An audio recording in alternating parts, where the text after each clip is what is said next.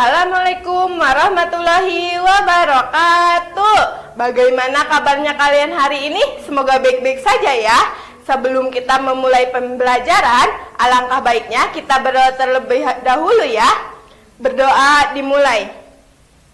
Amin. Nah, pada masa pandemi ini kita harus selalu menerapkan 5M tentang ini ya, protokol kesehatan, di mana yang pertama yaitu memakai masker, yang kedua yaitu mencuci tangan, yang ketiga yaitu menjaga jarak, yang keempat yaitu menjauhi kerumunan, dan yang terakhir yaitu membatasi mobilitas ya. Kali ini kita akan belajar mengenai yang pertama yaitu iklan dan jenisnya, yang kedua yaitu menuliskan laporan sederhana serta penggolongan zat tunggal dan campuran, dan yang terakhir yaitu pola lantai dalam tari. Nah, yang pertama yaitu iklan. Iklan merupakan sebuah informasi yang berisi pesan untuk membujuk orang lain agar tertarik pada barang atau jasa yang kita tawarkan.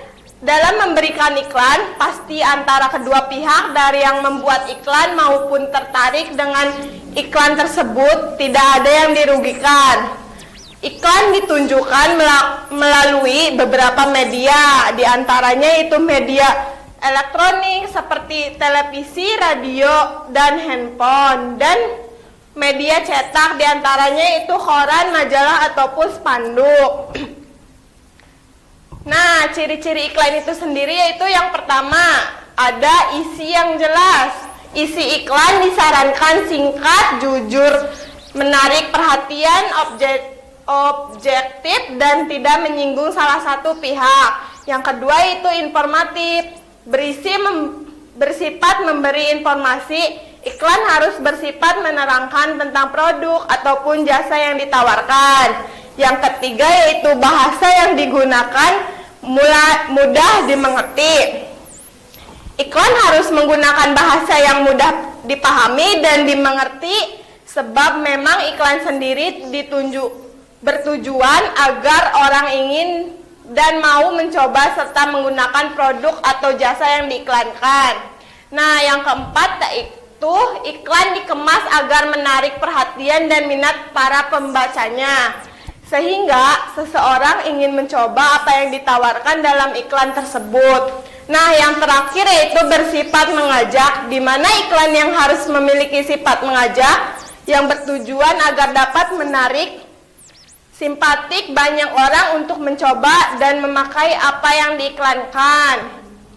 Nah, selanjutnya itu ciri-ciri bahasa pada iklan. Yang pertama yaitu menarik.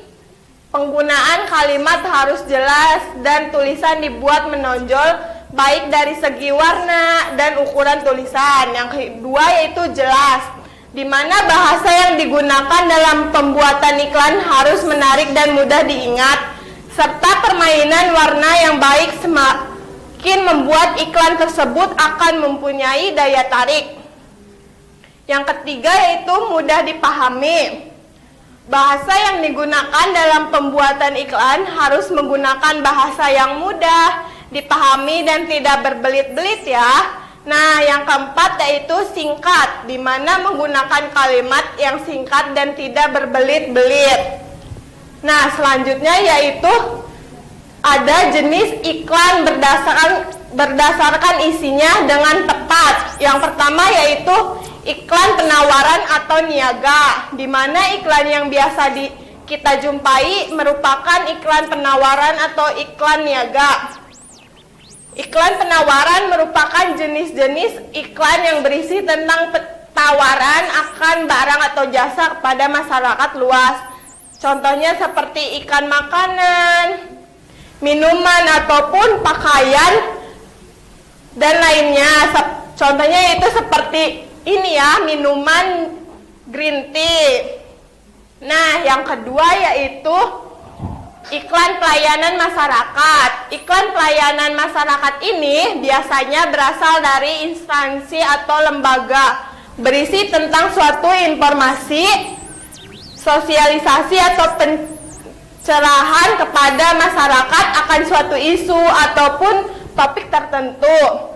Contohnya seperti iklan pemilu, iklan untuk hidup sehat, iklan keluarga berencana, dan lain sebagainya. Nah, contohnya yaitu ini, contoh iklan hidup sehat tanpa rokok ya.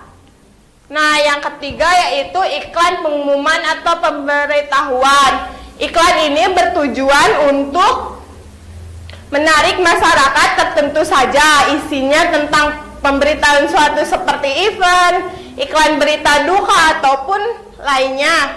Nah, contohnya seperti iklan ini ya.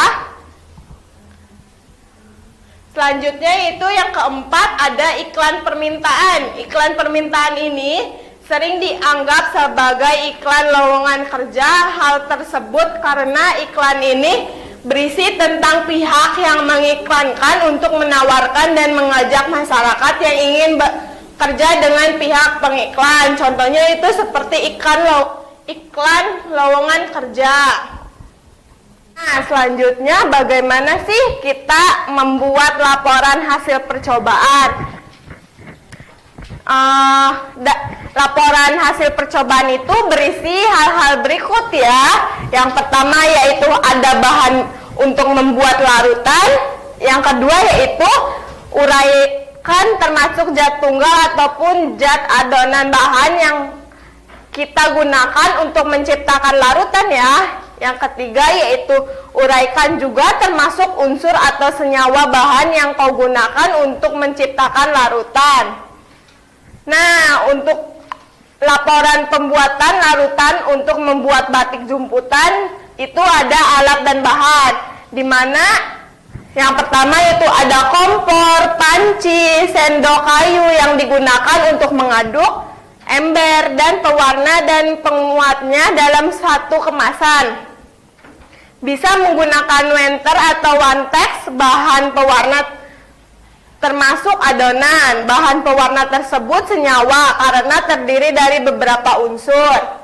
Nah, yang keenam yaitu 2 liter air untuk satu kemasan pewarna, di mana air termasuk zat tunggal.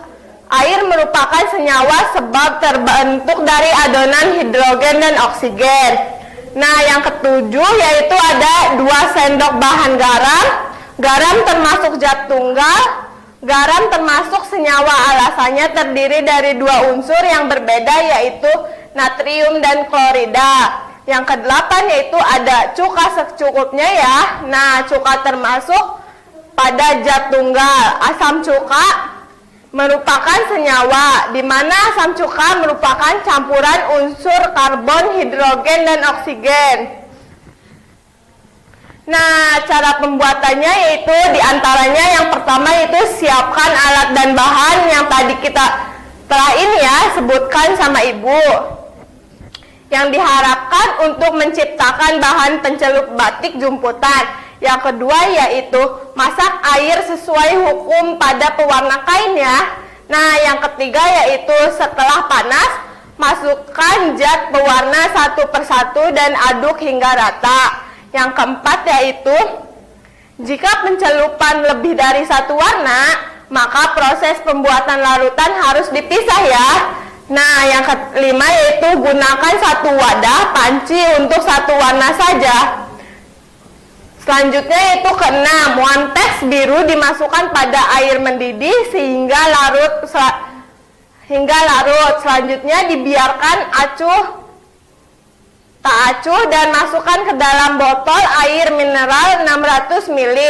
Tutup botolnya yang berpengaruh hingga waktu digunakan. Nah, yang ketujuh yaitu demikian juga untuk warna merah dan kuning dilakukan hal yang sama sehingga kita punya 3 botol pewarna siap pakai. Nah, yang terakhir yaitu larutan pencelup ini sudah siap digunakan. Nah, pada proses pembuatan pada batik jumputan memiliki beberapa teknik yang cukup sering digunakan. Teknik pembuatan batik jumputan yang pertama ialah menggunakan teknik ikat. Pada penggunaan teknik ikatan kain baju batik yang akan dibuat menjadi kain batik jumputan, pada beberapa bagian akan diberi ikatan dengan menggunakan tali. Nah, yang zat tunggal merupakan suatu materi yang komponen dari satu jenis zat. Contohnya seperti air, timah, sulfur, garam dapur atau natrium klorida, oksigen, dan lain-lain. Nah, sedangkan zat campuran merupakan suatu materi yang komponen penyusunnya terdiri lebih dari satu jenis zat. Nah, selanjutnya itu pola lantai tarik reaksi daerah, di mana pola lantai tarik reaksi daerah merupakan pola denah yang dilakukan oleh seorang penari dengan perpindahan, pergerakan, dan pergeseran posisi dalam sebuah ruang atau space untuk menari. Nah, pola lantai gerak tari secara berkelompok itu dibagi menjadi beberapa bagian. Yang pertama yaitu pola lantai vertikal ataupun lurus. Pada pola lantai ini, penari membentuk garis vertikal yaitu garis lurus dari depan ke belakang atau sebaliknya. Pola lantai ini banyak digunakan pada tari klasik. Nah, contohnya seperti pada ini ya, pada layar. Nah, yang kedua yaitu pola lantai horizontal. Pada pola lantai ini, penari berbaris membentuk garis lurus ke samping. Pola lantai ini horizontal yang menunjukkan hubungan antar manusia. Contohnya seperti pada layar ya. Nah, yang ketiga yaitu pola lantai diagonal. Pada pola lantai ini, penari berbaris membentuk garis menyudut ke kanan atau ke kiri. Seperti pada pola lantai garis melengkung, pola lantai ini juga memberikan lemah dan lembut. Contohnya seperti yang ditampilkan ya. Nah, yang keempat yaitu pola lantai garis melengkung. Pada pola lantai garis melengkung ini, penari membentuk garis lingkaran, pola lantai lengkung ular, dan pola lantai angka 8. Pola lantai ini banyak digunakan pada tari rakyat dan tari tradisi, memberi kesan lemah dan lembut. Beberapa pola lantai melengkung antara lain melingkar, lengkung, ular, dan angka 8.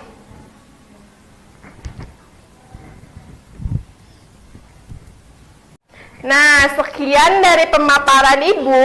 Kurang lebihnya mohon maaf. Wassalamualaikum warahmatullahi wabarakatuh.